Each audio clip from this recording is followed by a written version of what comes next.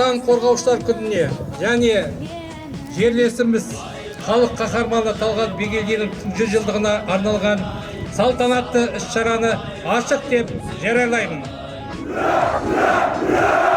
Жігер күшім сен, ауылың мен бауырың аңсағаның мен, ән салшы сарбазың, осынған тілек өзіңе назым.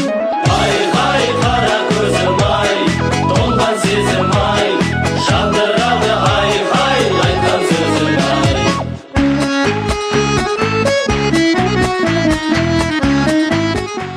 Присутствую в качестве жюри. Да, очень важное мероприятие, которое имеет такой патриотического характера. 30-летие Вооруженным силам Республики Казахстан, 100-летие нашего героя Советского Союза, дважды героя Советского, Талгата Бигелдинова.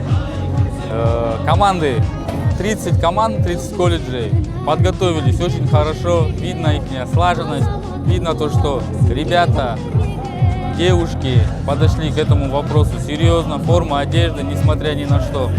Я думаю, та молодежь, которая здесь присутствует на данном мероприятии, они все будущие, в основном парни, это защитники нашей страны.